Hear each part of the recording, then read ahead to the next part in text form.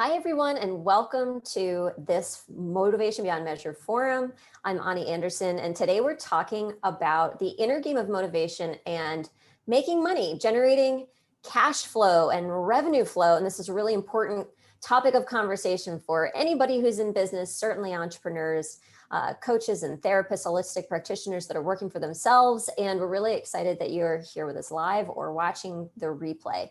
So today I'm super excited that this is kind of a fun thing for Brian and I to do.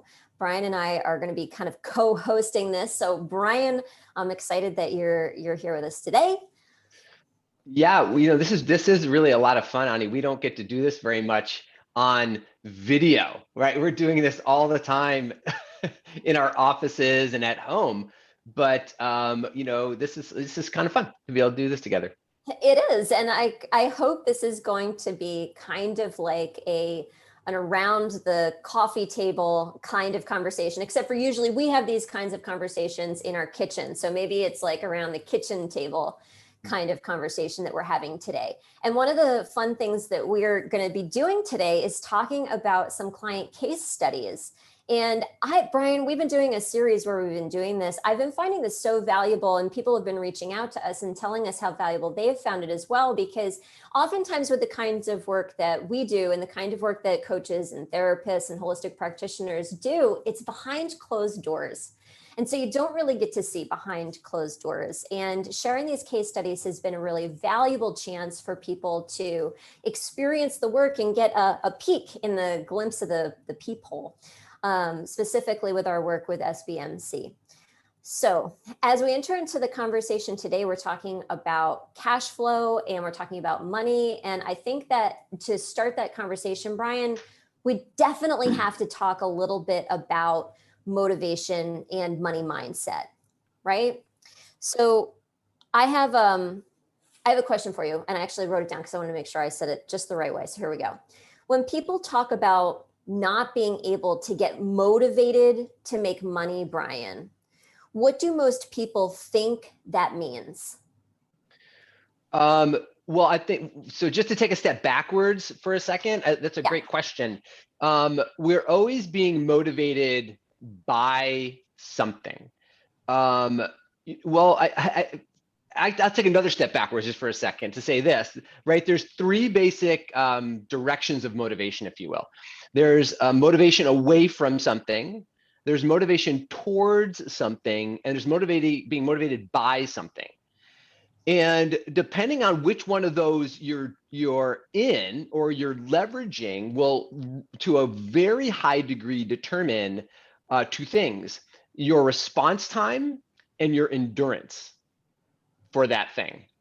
So in other words, when it comes to money, if you're motivated away from going into debt, let's say, or if you're motivated away from losing your car or having your car repossessed because you don't have money, well, then that will probably give you a lot of energy to do something so that the car isn't repossessed. But after that, the energy falls off.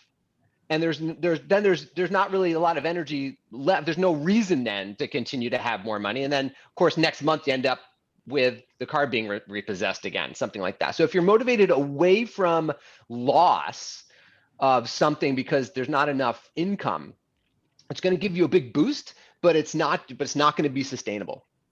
Now, go ahead. So that's a really good question for people to be asking themselves then. Am I being motivated towards, or am I being motivated away from something, right? Oh, yeah, absolutely. And yeah, the first question is, am I motivated away, towards, or by, right? So there's a third part of that question. Because being motivated towards something, like you might be motivated towards having $1 million year in your business or something. And so you're motivated towards that. And when you have a motivated towards, the energy isn't as powerful as being motivated away from having your car repossessed. I think you could probably see that, right? There's not as much immediate responsiveness behind it, but there is some movement forward, which is good. Motivated towards does give you more endurance to move towards something, which is what you don't get by being motivated away from. But that endurance requires endurance. I mean, you have to be able to kind of get it up every day to be able to have that outcome happen. And it takes energy every day to pour that in when you're motivated towards something. So I would say on a hierarchy, motivated away from is at like the bottom of the hierarchy sort of thing. And then you have motivated towards, which is better, but it requires energy. And then on top of that is motivated by. When you really understand what you're motivated by, not away from or towards, when you're tapping into that, that is a very natural place to be in terms of gaining more energy from what you're doing every day and how you're showing up in the world. Is that making sense?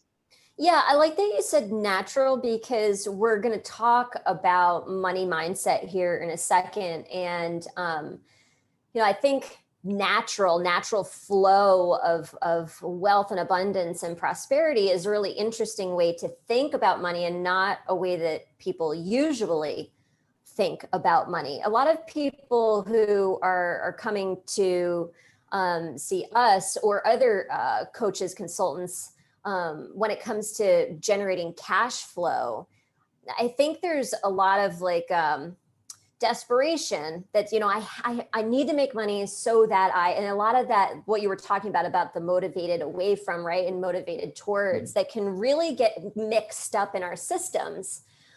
So I'm saying the word systems because there's something really powerful, right, about embodying abundance, not just thinking abundant thoughts, but really being abundant, being prosperous, being wealth. And so when we come at conversations, we're vibrationally sharing from a place of unlimited possibilities, of unlimited capabilities.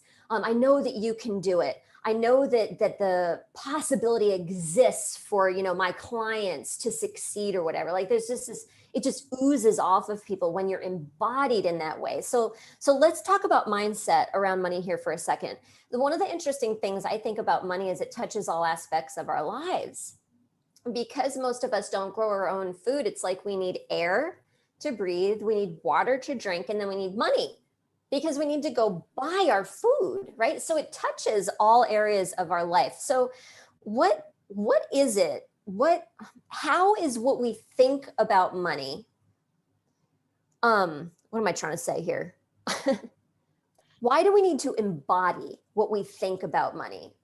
Why do we need to embody how we think about money? So not just what we think about money, but how we think about money. Well, a great question. And I think that just goes back to what we were talking about before. If you're just think about it in your own body now for a second. If you just go into your body for a second now and imagine a time where you were motivated away from something. Like you were motivated away from losing your car or losing your house or not being able to pay a bill or something like that. And like you're completely motivated to not have that happen. That's a motivated away from, right? When you're motivated to not have something happen, that means you're motivated away. And how does that feel in your body? Most of us would say that feels like something we might describe like anxiety or stress or fear, or, there's a whole sensory base around that's a little bit different for all of us. But just to make it easier to understand for a moment, from an emotional perspective, most of us would say it feels like something like anxiety, fear, or stress. Now, the deal is that, stress and anxiety feeds on itself. And the more stress and anxiety you experience, even when there's not something in your current reality that you're recognizing might be causing stress or reality, the physiologic phenomenon of stress and reality still recycles itself. So even though you got the car paid off for that month, and then you feel like you can take a deep breath, isn't it crazy? Like 2 weeks later, something else shows up. And then, oh my God, now I got to deal with this. And I can't afford that. And then 2 weeks later, I can't afford that. And we're like in a constant cycle. Why does that keep happening? It keeps happening because of the energetic place we're coming from.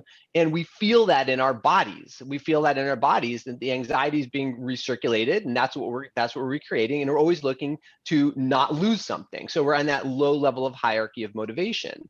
As we move up, when you help someone find a state of being motivated by something, it feels completely different. And as you move up to that state, the best way I can describe it is you kind of feel like bulletproof. You know what I mean, right? I mean, at the bottom, you feel like everything is potentially a life-threatening situation. When you get to the top, you feel like nothing's really a life-threatening situation unless it's really life-threatening, sort of thing. There's like this sense of you're Teflon, or something like that. I resonate with that in terms of that scene from The Matrix where Neo finally understands that he can dodge the bullets. To me, that's what it feels like, right? Like, Yeah, totally. because it's like, oh, look, the bullet just stopped, and then he just drops it, right? And then they all drop, and then he's like, right? Yeah. So I really resonate with what you're saying, because that some people might call that confidence. For me, that feeling, that bulletproof kind of feeling, or that grasping the bullet, feels like this very clean sense of just knowing or being in a place of confidence. Isn't really the right word. It's the certainty, this just certainty of being in the flow of the natural laws of the universe. Yeah, and when we start talking about some of these things, this stuff we're talking about can activate people. So, if you're here with us live or you're watching this on video, notice what's going on in your body as we start talking about these things. Because lots of people are like, oh, so now you're talking about what you really just care about is money and taking other people's money from them. Right. So if that's a conversation you just have going on in your head, that's not what we're saying. But recognize that might be coming up for you. Because what we're talking about, the sense of being bulletproof or being Neo, dodging the bullets, it's at a place where you are really starting to understand your place in this universe. And that this place in the universe is equal to everyone else's. Now, just because someone else doesn't realize that doesn't mean that place doesn't exist. And just because someone else might judge you for being in that place doesn't mean that the place doesn't exist. It just means that they can't see it. They're not experiencing it. But when you're in that place of being bulletproof or Neo, you're experiencing the universe in a way where you really feel with that security, that sense of certainty, what Ani's talking about, but you also feel a sense of certainty for everyone else around you. That's not just like, hey, I can do it and you can't do it. Or, I can make money and you can't make money. That's not it at all. It's actually, hey, we all are worthy of revenue streams. We're all worthy of being valued and valuing other people. And that I can actually help you develop more opportunities as well when we're in proximity with one another. Now, that doesn't mean people are actually going to take the opportunity. Right. I mean, that's everyone's personal responsibility. But certainly as you go up in that level of hierarchy, in terms of being motivated by, and if it's around revenue growth, actually, it just happens naturally, by the way, too.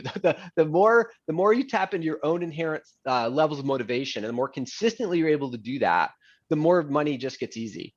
And it just gets easy. But it gets easy for you, but it also gets easier for everybody in your close proximity if they're able to take that next step for themselves as well. I like what you're talking about for two reasons. One of them is this idea of everybody gets more life, Brian. And that's something that I think is different from the way we talk about money and other people talk about money. So I'm glad you brought up, you could be getting triggered by the things that we're talking about. Because the other thing is, money is a human construct. And so we're all listening to this conversation through our lenses and through our filters on how money has touched our lives and our relationship with money. And we need to remember that as we come into any conversation, certainly a conversation about money. And we really do believe and embody that ideal that more life, not just money, health, wealth, love can flow to all people, and we're all capable of it. So we've talked about some interesting opposites, Brian, and I just want to highlight that before we move on in the conversation, because we touched a little bit on natural laws of the universe, and we don't have time today to go into all of those things, but the natural laws are very infused with what we do and what we're going to talk about today, actually, with cross mapping and some of the case studies that we're bringing.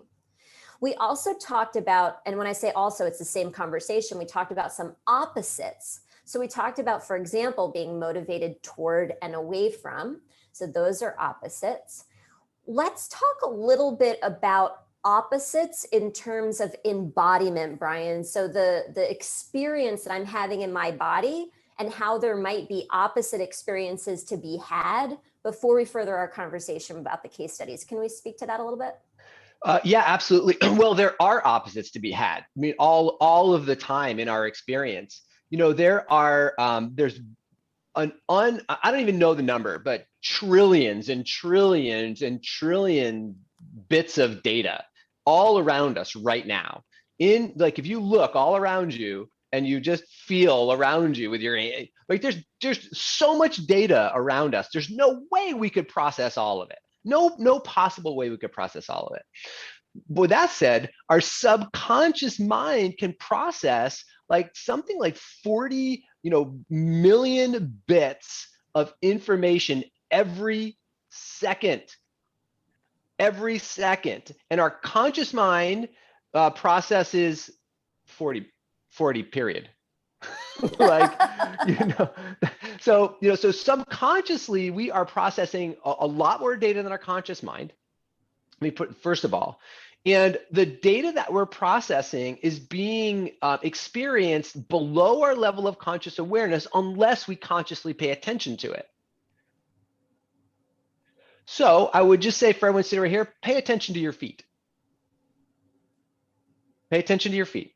Now, was anybody paying attention to their feet before I asked you to pay attention to your feet? No, but now you realize, oh wait, I got so what's happening in your feet, Ani?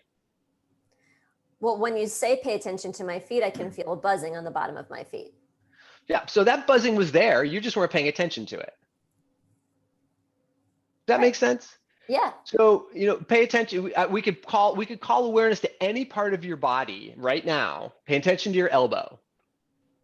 You weren't paying attention to your elbow before, but now you are, and you're going to say it feels a certain way. Well, that sensory experience was there already. You just started paying attention to it. Right. So there's something about mindfulness here, right, Brian? Mm-hmm. Yeah. I mean, so if you want to think about mindfulness as being attention or a quality of mindfulness being attention, so we have a non-judgmental attention is kind of like a way you can talk about mindfulness. But it's just, first we have to move the spotlight, right? First we have to move the spotlight of where we're looking at. And in our bodies, constantly, we have multiple experiences going on. 40 billion different experiences going, or 40 million different experiences. And if you talk about how our subconscious mind is processing reality right now. So there's a lot of stuff going on, but we're usually only paying attention to one thing. And usually, because this is the way the brain is wired, we're paying attention to the thing that is of the greatest threat to us. Like that's our default network as humans. Our default is, if we're not thinking about anything else, we will be constantly scanning for the thing that is of the highest degree of threat. So other experiences exist, but we're just not paying attention to them. Just not paying attention to them. And once we practice paying attention to them, we can find these real, tangible experiences that are occurring all of the time, and being able to tap into the how powerful they are to drive our motivation and our behavior. So let's talk about this in terms of cross-mapping. So cross-mapping is a method where we can rewire our nervous system, especially during an experience that we're having, so that we can experience something else. So talk a little bit about what cross-mapping is, Brian, in context with what you were just talking about. So, cross-mapping kind of grew out of a couple of phenomenon. And one is what we call mirror therapies, understanding how our brains have mirror centers in the experience that you can tap into. So mirror therapy, but also neuroscience around a lot of the mindfulness work around neuroscience and understanding what we pay attention to grows in our brain constructs. We're actually rewiring the brain based on what we're paying attention to most often, which then will more likely be node networks that are used in our nervous system for future periods of time. So we have this idea of, mindfulness. We're paying attention to something non-judgmentally. In neuroscience, we know we're rewiring brain constructs and specific constructs based on how we do cross-mapping. We're tapping into mirror neuron networks so that we can start to use not only opposite or different sides of the body, but also different points of the body. So you think about, you can turn a mirror a lot of different directions. It's not just like the only mirror is my right index finger, my left index finger when we talk about bodies. It's also talking about different quadrants of how our bodies work, different organ systems, right? So there's a fair amount of flexibility in how you use this, and our body adapts to it. Now, the other kind of core part of cross mapping is energy medicine. We really have a deep understanding that as humans, we are actually everything is energy, by the way. Not just as humans we're energy, that everything is energy, but certainly as humans we have an energetic profile about us. And the energetic profile is, there's a visible part of it, which is our body, and there's an invisible part of it, which happens to be the electromagnetic wave frequencies that are associated with our body, and also light and sound and all these other waveforms also. And that our attention, in a very profound way, what we pay attention to shifts our energetic profiles. So cross mapping also has this really core component of energy medicine as well. Is that making sense, Ani? Is that kind of what you're asking? Yeah. And cross mapping is usually used as an inquiry method, but it can also be used with the body movements to help to facilitate the process. But I like to talk about how it's an inquiry method because there's so many energy medicine practices that we can do that require us to do something, like tapping is one of our favorites. You have to tap, right? So people can see that you're doing energy medicine. Or, energy medicine might be movements that you're doing, right? And people can see that you're doing those movements. Cross mapping can actually be just a conversation. And so it's energy medicine, but it's not laying of hands. It's not movements necessarily, although you can use movements to enhance the process. It can just be a conversation that you're having. And boy, a really powerful conversation to move energy for another person. Yeah, it's so funny that you're saying that, Ani, because actually everything is energy medicine, right? We're also doing energy medicine when we're stressing about the car being repossessed. Right. Right, we're still doing energy medicine. We're just taking the bad medicine, sort of thing. So it's really about intentionally, like, what experience would we like to create based on what we're doing, and let's choose that medicine. Let's choose the medicine that lines up with the result that we'd like to get. So for purposes of this conversation, I'd love, as we talk, Brian, for you to highlight some of the opposites that you're noticing with your client scenarios. So some of the opposites that people are noticing in their bodies, maybe emotionally, opposite experiences, opposite sensations. Let's just keep opposite as a frame of reference as we're having this conversation about some case studies. And let's go ahead and get into some of them, okay? Sure. So we're talking about revenue growth specifically. And as you're listening to the conversation, whether you're with us live or whether you're listening to the recording, go ahead and, our live audience, go ahead and unmute yourself if you have a question or comment at any time. Just remember, you'll be on the recording unless you put your video off, which is totally fine. And if you're listening to the recording, put in the comments because we'll definitely get back to them. So we're talking about revenue growth, and I want you to listen through this lens of, I could be talking about myself as a business person. I could also be listening through this lens of, I may be helping other people to generate revenue. And I want you to just stretch your minds for a second, even if you're an employee listening to the conversation, or even if you're maybe a wellness coach listening to the conversation, that again, everybody's lives are touched by money in some capacity. Time and time again, Brian, we hear success stories about people who, even if they weren't concentrating specifically on helping somebody make more money, they help their clients make more money, right? It's like really fascinating. Yep. So give us, let's talk about a scenario and give us a context for where somebody was before they did the cross mapping process with you. so that we can understand a little bit about their lives. And then I want to hear a little bit about what the cross-mapping process looked like, Brian. Sure. So one person that comes to mind is this woman. Let's call her Stephanie. And so Stephanie was or is an executive coach, and so she goes into organizations, is just coaching, especially with executive women. That's one of her big things, and helps executive women find more freedom and kind of like lightheartedness and play in the work that they do to be able to have better goals and gains in their lives, sort of thing. So when I started working with Stephanie, one of the things she was so first of all, she was going through a really rough breakup / divorce with her really rough relationship transition she was going through. Part of that relationship transition was a huge loss of revenue. So her partner had moved some money around in bank accounts, had blocked off her access to it, and so she found herself literally like no money all of a sudden, no access to any funds. And so it was really rough for her. And of course, as we know too, when we're really caught up in stuff in our personal lives, it's really difficult to activate our business lives. To show up really powerfully in our business lives is also highly challenged when we're having personal issues. So she was really struggling in her personal life. As a result of that, her business life was struggling. She was finishing client engagements, but not able to restart client engagements. She wasn't really having wasn't in a powerful place of be able to make sales and that sort of thing.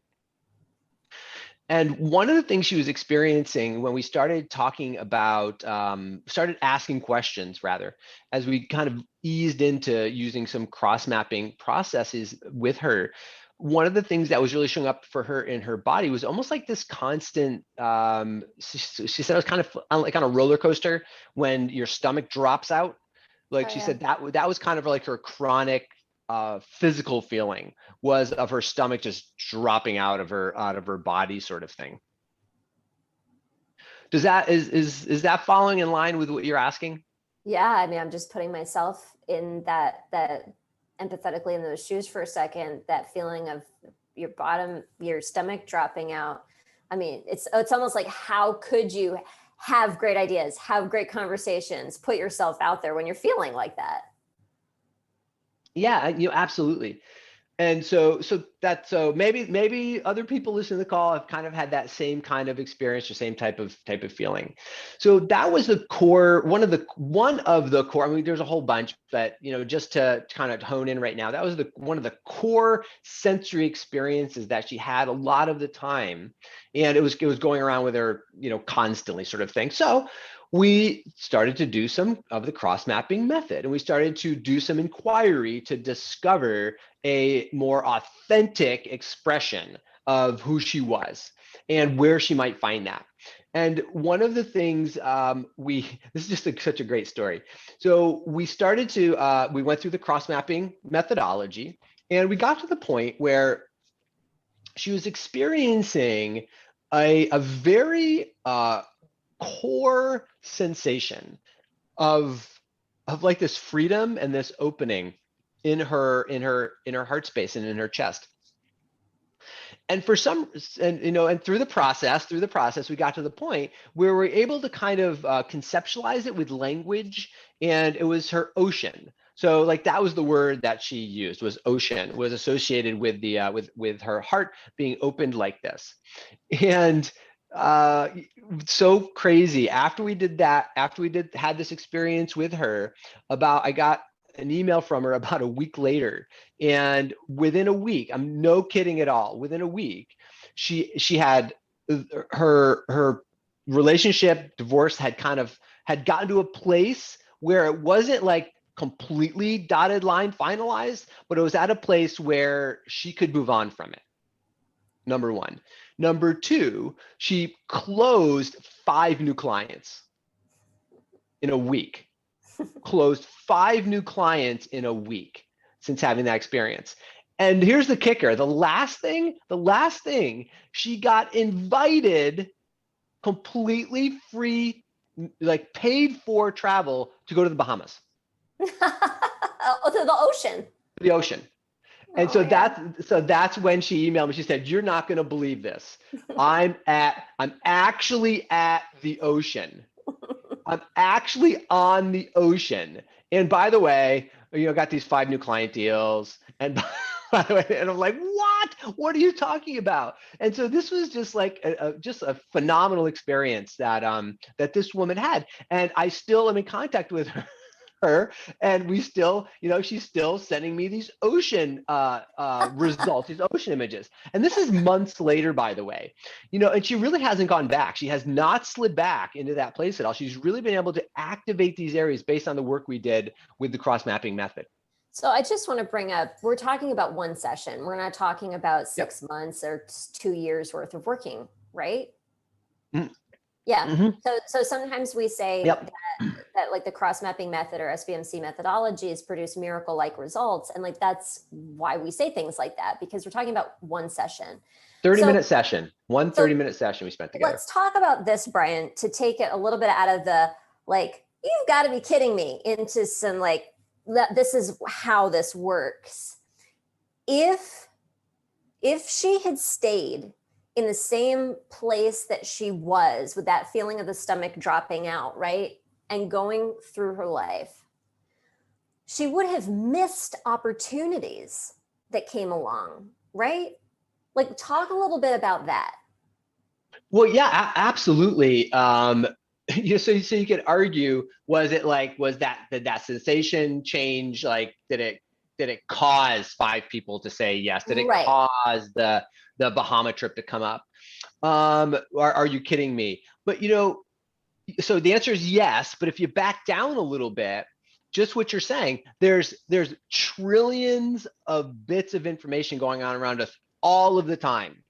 We've already said that, right? That's happening. Our conscious mind can only pay attention to 40, right? So, and remember, if our subconscious has a pre-programmed running that is scanning for threat primarily, for most people, that takes up all 40 bits of conscious information. Is consciously trying to deal with the threat that our subconscious has identified. Yeah, especially if we don't feel great, because if we're not feeling great, then we're like, it takes so much energy, right? To pay attention to all the things that are going to make me feel worse. I'm already trying to protect myself because I don't feel great. Yeah, totally. So if you want to think about it like this, is that our subconscious more often than not is directing our attention to something. It's our subconscious that's doing that, not our conscious mind. Our subconscious mind is directing our attention somewhere, and then our conscious mind is trying to solve the problem that we're looking at. That's a really great way to put it, Brian. That's what our conscious mind's job is to solve the problem, to plan, to organize, to rationalize, to figure it out, right? That's all conscious mind stuff. But our conscious mind is not usually the choice maker in what we're looking at in order to try to solve. More often than not, our subconscious mind is focusing our conscious mind someplace.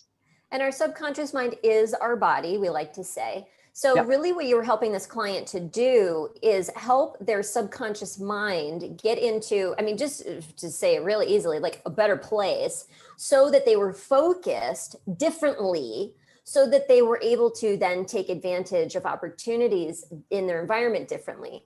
So did the vibrational frequency of where she was at change the opportunities that came to her? Yes, they did. But let's just have the conversation about the fact that she would have missed the opportunities had she not been in the frame of reference that you were able to get her into, right? With focusing her subconscious mind. Right, totally. So just to kind of bring it back for a second, exactly what you said when we're talking about Stephanie. So if the stomach dropping out, subconscious is focusing on not losing the money in the divorce, right? So if you're focused on not losing money in the divorce, then what your conscious mind is trying to do is to figure out, like, well, how do I get that money back? And what do I do with the bank accounts? And what do I do with this? And how do I do with that?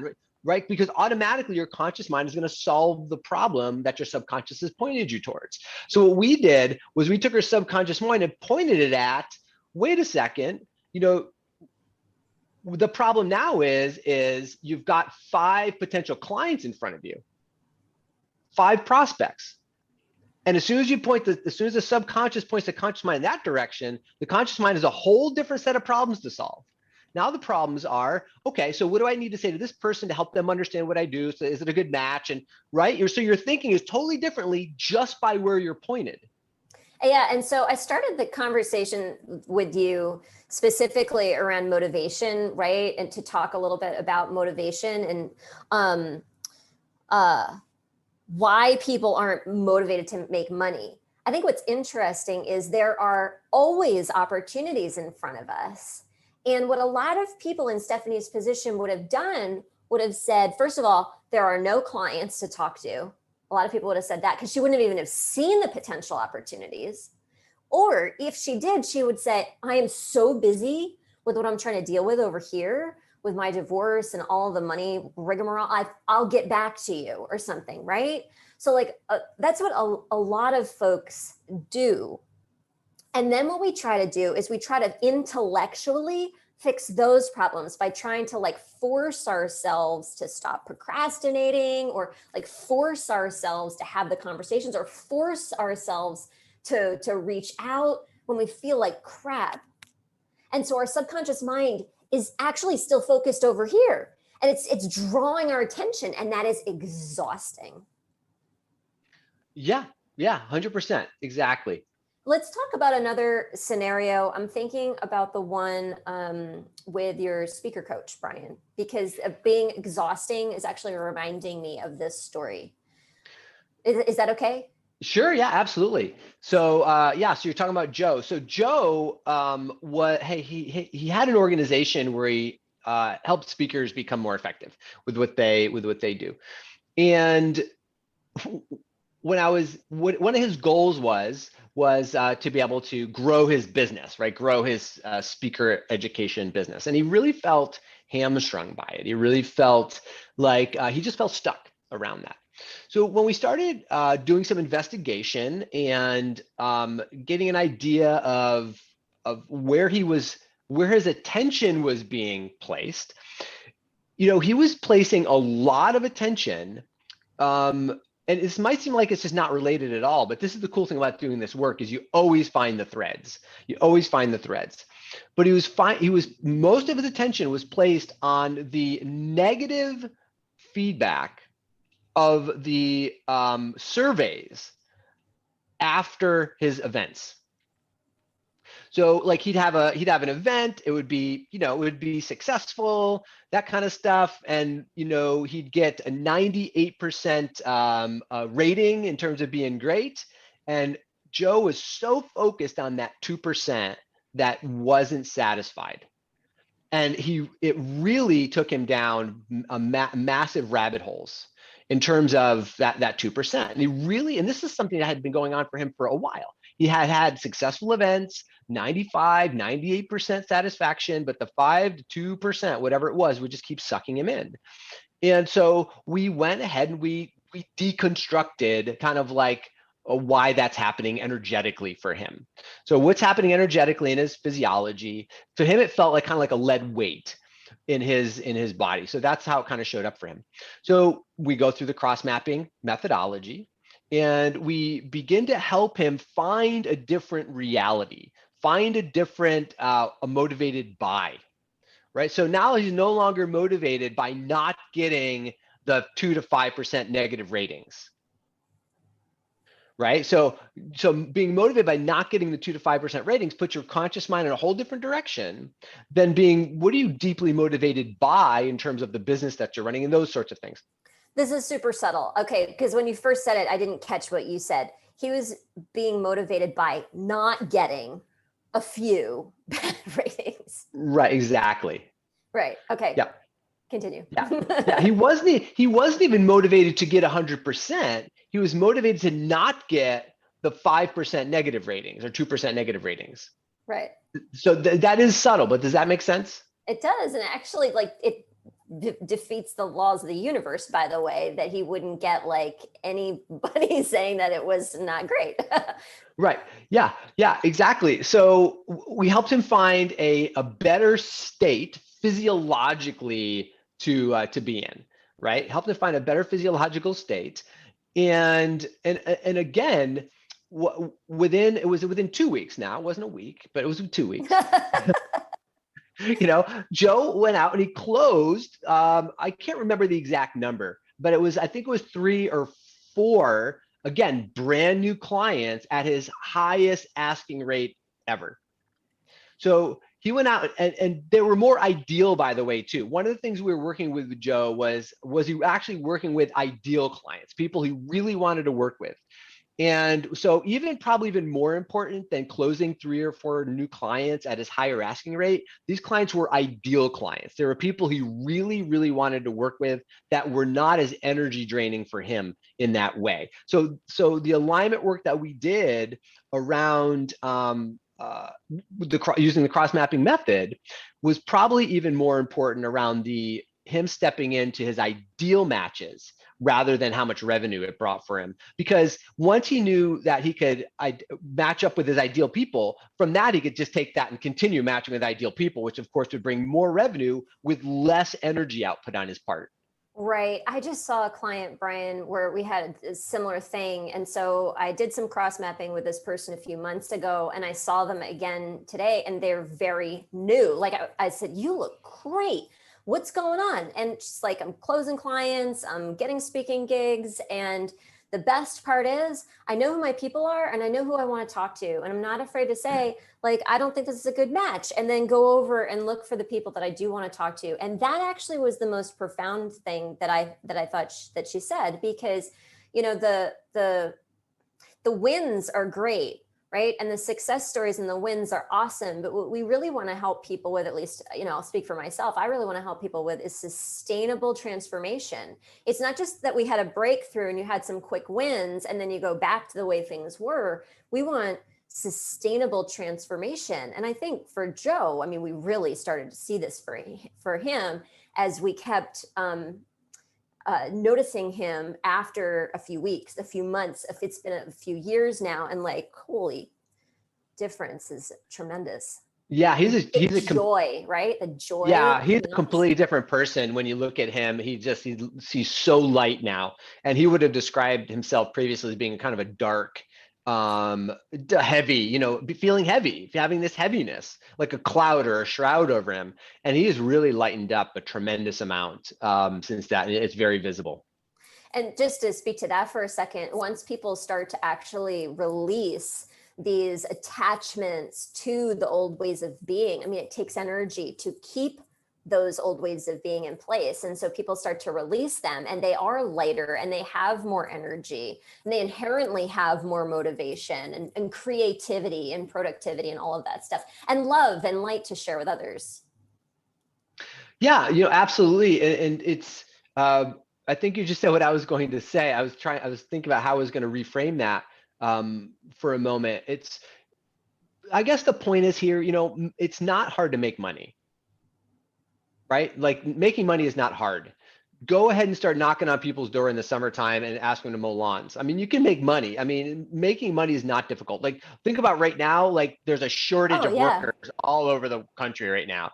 Like, just like everybody's hiring. If you really want to make money, like, go make money. There's plenty of opportunities for that. Now, it's totally different to receive a revenue stream doing things that you love, feel easy for you, not because you're not spending time doing them, but because you love doing them so much. So that's a different trick. And that's really what lights me up about helping people find that way, because the money then is kind of secondary, because what you're doing, you love it so much, and who your people are. There's a sense of belonging around it. Why, your purpose now, what you're here to do. And the money just follows that, which is a lot different than working for money. Yeah, it's a very vulnerable place to put ourselves out there and be seen in our truth for who we are, and receive a monetary exchange of energy for that. It's real, especially with the history of money, right? And all of the stuff that goes along with that. It's really quite profound. Are there any other stories that you'd like to share before we wrap up, Brian? I could share one more quickly with you, with another client of ours, Pat. And so I'm just looking at the notes I have for Pat right here in front of me. So for Pat, he's also an executive coach. And so Pat was struggling with a very common issue, especially when it comes to revenue. And it ties back into everything that we've been talking about. And it's really self-worth. When you really boil down to it in terms of revenue flow and having ease of revenue flow, it really is all about how much we value ourselves and our level of how much we value ourselves and our own self-worth. I mean, it has to start there. And, we all have self-worth blocks. I mean, wherever each of us are working right now at points of revenue, like that's a ceiling right now where how much we value ourselves. Now, as a projection of that, revenue streams also come with how much other people value you, right? Because you could value yourself like to the stars, but if you don't provide a service that other people value, then it's really not going to work, right? Because you're providing something and then receiving something in terms of that flow back and forth. So it's really a two-part thing, right? It's something you have to value yourself, and it's also something that someone else has to value in order to have it happen. But I can tell you one thing for sure, no one else will value anything that you do if you don't value yourself. Right. So that is really, and even if they showed up and said, here, I value you so much, I want to give you, $100,000. If you don't value yourself, you're like, no, it's not a big deal. It's like 40 is fine. $40 is fine, sort of thing. Right. So how many of us have been there? So anyway, so this is what Pat was dealing with. Pat was dealing with just a self-worth glitch. Let's put it that way. So the work we did with him was to, again, help Pat feel more open in his heart and his spine being taller.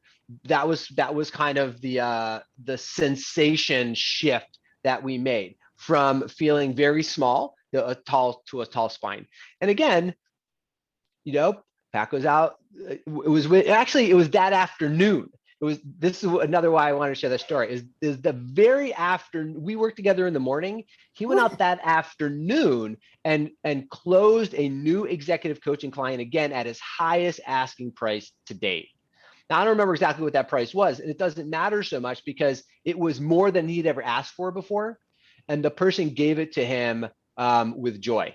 They really wanted to work with this person, and was like, let's get it going. And there was no resistance to the financial exchange around it. So that's just just a quick story I wanted to share based around that idea of that self-worth. I'm glad you brought up the concept of raising rates, Brian, because I talk to people all the time who are practitioners who are working their butts off. They're packed with clients. And the conversations that they're having with me might be, how do I grow my business? But they also might be, how do I find time for a podcast? How do I find time to write my book? How do I find more time for my partner? How do I find more time to take care of myself? How do I can't because I'm so busy. And one of the answers to this problem is raise your rates and find different ways to scale your business. And that's a strategy wise, it's a very simple answer. And strategy is very simple answers. But the question becomes, why can't we take advantage of the strategies? And so somebody could have said to Pat, and they probably did, by the way, you should raise your rates. Yeah. Right? Sure. But we don't, or we can't. But I think but we don't is a really interesting one, because sometimes until we are motivated by and something's really pushing us, we don't, but we could. Yeah. And the reason we don't is because it feels a certain way, right? Exactly. I mean, when we come to the point of asking for the rate, the higher rate, it doesn't feel comfortable. Whatever that is for you, it just doesn't feel comfortable. And, your stomach drops out, you close down, you're whatever happens. And then we don't ask for it. And we make meaning of those sensations, right? So all of a sudden, then we're caught up in these stories because of how we feel. So if we shift from a very basic level, how we're feeling in our bodies, all of a sudden we're doing something that gets beyond the level of the stories that we're telling ourselves. Yeah, and that feeds back to everything, of course, when it comes to cross mapping, because it's such a flexible tool. I had, when it first occurred to me to start using cross mapping, or cross mapping found me, and I was a part of the organizational force around it, 16 plus years ago. For physical stuff, I never anticipated it to go into all these other realms. But the fact is, my own thinking was limited at that time in my understanding of the universal and natural laws. Right? I was not in a place where I fully conceptualized natural law the way that it actually exists. And I'm not saying I totally have it now either, but I'm a lot further along than I used to be in understanding how the natural laws of the universe work. So cross mapping is like this little sliver of a window into how natural laws work, and now it's starting to show us all these different areas that this particular inquiry energy medicine technique is so powerful in helping people to make massive changes in their lives for this whole series that we've been doing, and money is a key part of that. Yeah, absolutely. So that we can create really thriving lives that support making a huge impact in the world. And I know that's whether you're here with us live or you're watching, that's probably what matters to you, because that's usually the people that hang out with us. So if you're here with us live, now's a great time. If you want to unmute yourself and ask a question, share a comment or an insight, we'd love to have you do that. So you can just unmute yourself and go ahead and do that. Or you can put something in the chat. And if you're listening to the recording, it's a great time to put your questions, comments, and insights into the comments so that we can start a conversation. I think you said something really important there, Brian, about how cross-mapping gives us a glimpse or a window into how we can live according to the natural laws. It is an embodiment of the natural laws. Mm-hmm.